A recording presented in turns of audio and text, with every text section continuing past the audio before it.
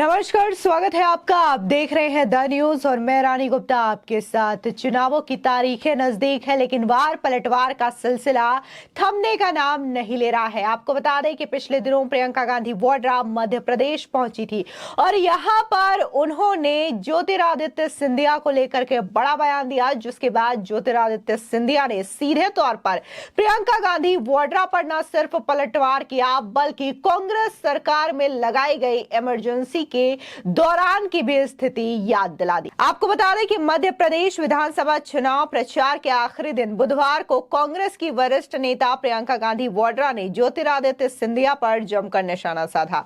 वो सिंधिया को गद्दार कहने से भी नहीं चुकी, लेकिन अब सिंधिया ने प्रियंका गांधी वाड्रा पर पलटवार करते हुए उन्हें पार्ट टाइम लीडर बता दिया है। बता दें कि ज्योतिरादित्य सिंधिया ने कहा कि प्रियंका गांधी जी पार्ट टाइम नेत्री हैं। उन्होंने कहा कि काबिलियत को कद से तोलने वाले अहंकार का पाठ पढ़ाने से पहले कृपया आईने में झांक ले। सिंधिया परिवार ने भ्रष्टाचारियों और वादा खिलाफियों के शासन को बार बार बदला है और एक बार फिर जनता मध्य प्रदेश से आपका सुपड़ा साफ करने जा रही है। आपको बता दें, दरअसल जिस तरीके से प्रियंका गांधी वाड्रा ने जो बातें बुधवार को सिंधिया और सिंधिया परिवार को लेकर के कही, उसको लेकर के ज्योतिरादित्य सिंधिया ने सीधे तौर पर कांग्रेस पार्टी पर भी बड़ा हमला बोल दिया।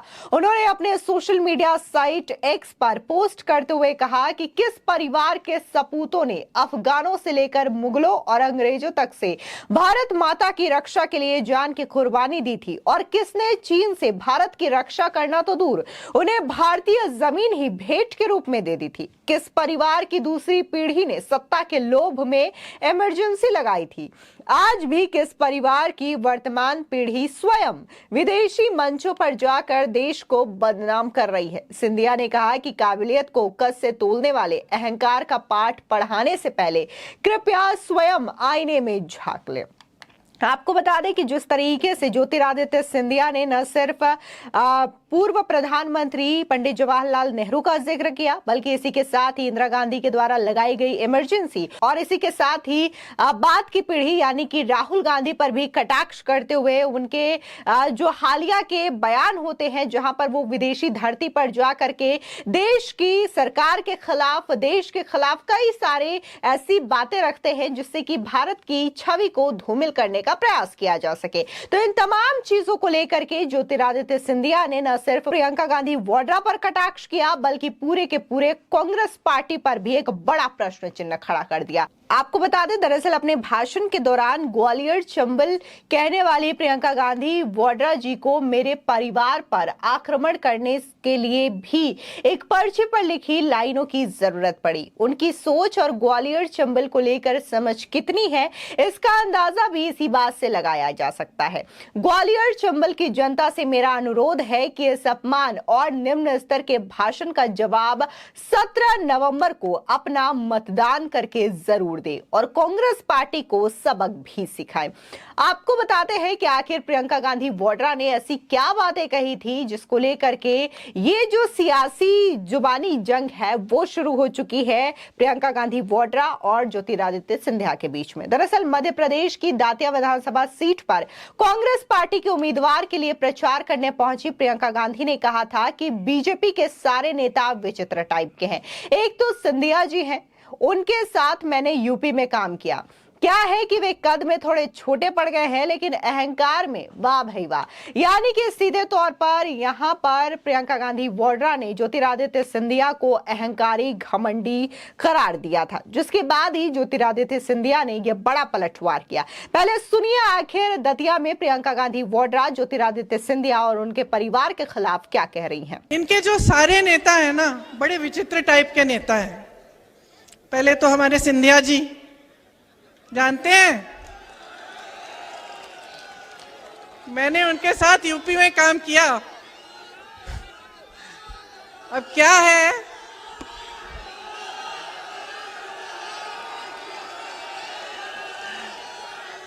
कि कद में थोड़े छोटे पड़ गए हैं? लेकिन अहंकार में तो भाई वाह।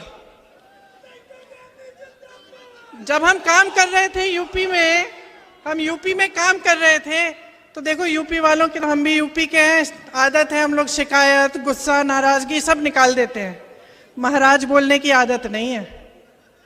लेकिन भैया उनके पास जो भी कार्यकर्ता जाता था कहते हैं दीदी कि हम क्या करें, महाराज महाराज कहना पड़ता है, हमारे मुंह से नहीं निकलता तो फिर कुछ काम ही नहीं होता हमारा।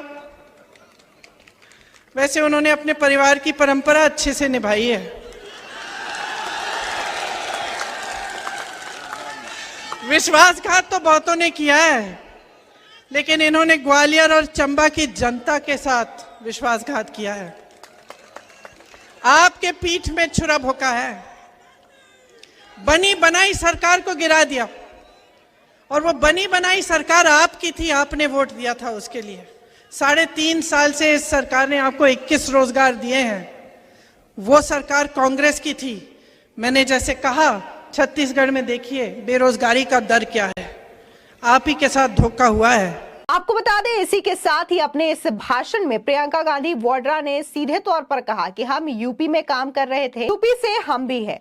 हम यूपी वालों की आदत है कि शिकायत, गुस्सा, नाराजगी सब निकाल देते हैं, लेकिन महाराज बोलने की आदत नहीं है। उनके पास जो भी कार्यकर्ता जाता था कहता था दीदी उनसे महाराज कहना पड़ता है, हमारे मुंह से महाराज नहीं निकलता तो हमारा कोई काम ही नहीं होता। साथ ही उन्होंने कहा था कि सिंधिया ने अपने परिवार की परंपरा बहुत अच्छे से निभाई है, विश्वासघात बहुतों ने किया, लेकिन इन्होंने ग्वालियर और चंबल की जनता के साथ धोखा किया है, आपकी पीठ में छुरा घोंपा है, बनी बनाई सरकार को गिरा दिया। बनी बनाई सरकार आपकी थी, आपने वोट किया था, आप ही के साथ धोखा हुआ है।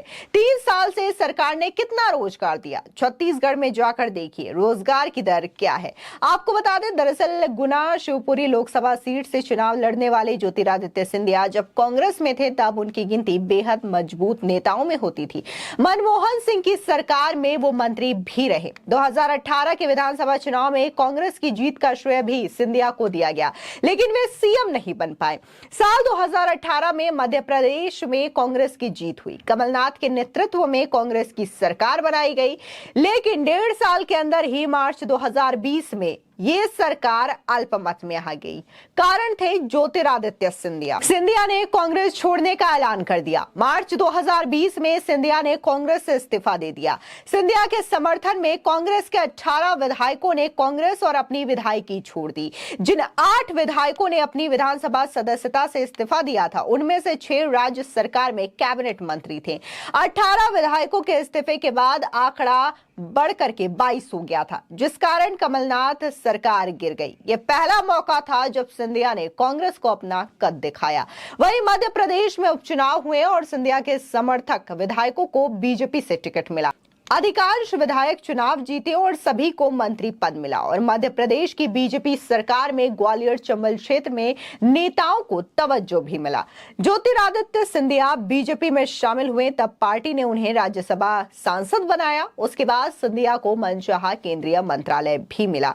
जिस तरीके से आज सिंधिया बीजेपी में है, जाहिर तौर पर इसको लेकर के कांग्रेस में एक अलग ही छटपटाहट देखने को मिलती है, और कांग्रेस कई दफा ऐसे मौकों की तलाश में रहती है जहां पर वो ज्योतिरादित्य सिंधिया पर कटाक्ष कर सके। लेकिन जब जब कांग्रेस पार्टी ऐसा करती है तो ज्योतिरादित्य सिंधिया की ओर से भी भरपूर पलटवार देखने को मिलता है। फिलहाल इस पूरे मामले को लेकर के आपकी क्या राय है, हमारे कमेंट सेक्शन में जरूर बताएं। धन्यवाद।